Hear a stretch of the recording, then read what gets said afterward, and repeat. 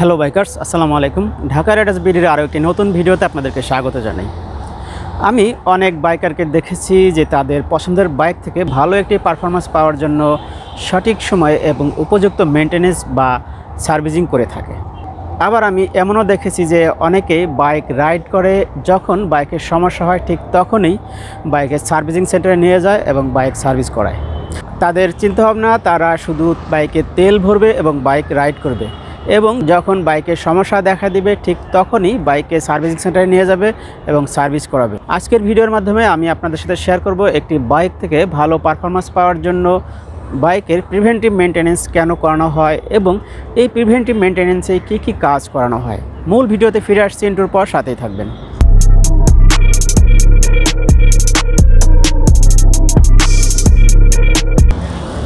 Bike থেকে ভালো performance পাওয়ার জন্য সঠিক সময়ে উপযুক্ত সার্ভিস করাতে হবে এবং আপনাকে প্রিভেন্টিভ কিছু মেনটেনেন্সের কাজও করাতে হবে।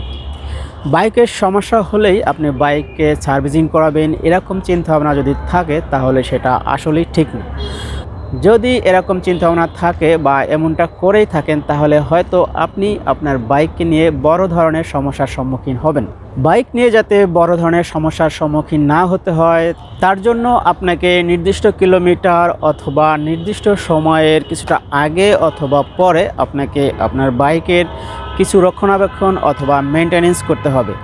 বাইকের সমস্যা হওয়ার পূর্বেই আপনার বাইকের কিছু রক্ষণাবেক্ষণ বা সার্ভিসিং করানোকেই বাইকের প্রিভেন্টিভ মেনটেনেন্স বলে।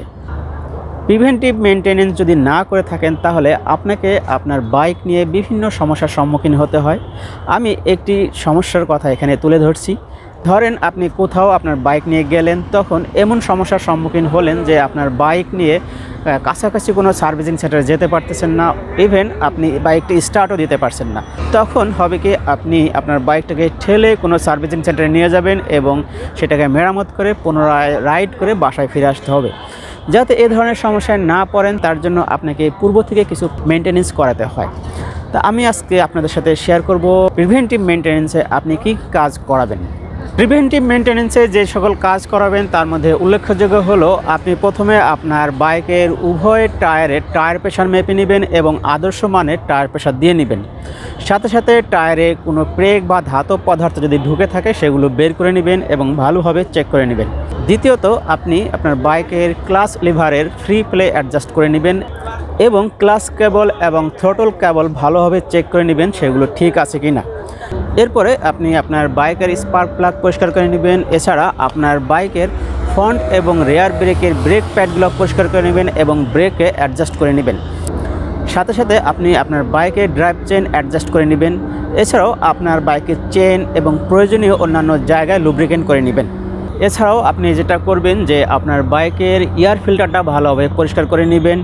সাথে সাথে যদি প্রয়োজন হয় এবং সময় হয়ে যায় তাহলে আপনি আপনার বাইকের ইঞ্জিন অয়েলটা পরিবর্তন করে নেবেন। এছাড়াও অয়েল ফিল্টারটাও চেঞ্জ করে নিতে হবে।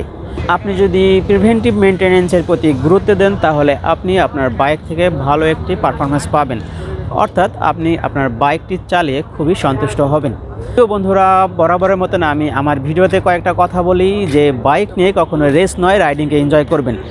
ভালো বাইক পাওয়া মানে যে টপ স্পিডে চালাবেন তা কিন্তু নয়। বাইক রাইড করার সময় আল্লাহর নাম স্মরণ রাখবেন, ভালো মানের সার্টিফাইড হেলমেট ব্যবহার করবেন, ট্রাফিক আইন মেনে চলবেন এবং কখনোই উচ্চ গতিতে বাইক রাইড করবেন না যে গতি আপনি নিয়ন্ত্রণ করতে পারেন না। আজকের মতন এখানেই বিদায় নিচ্ছি। পরবর্তীতে আবারও নতুন কোনো ভিডিও নিয়ে আপনাদের মাঝে হাজির হব। সে পর্যন্ত ভালো থাকবেন, সুস্থ থাকবেন। আল্লাহ হাফেজ।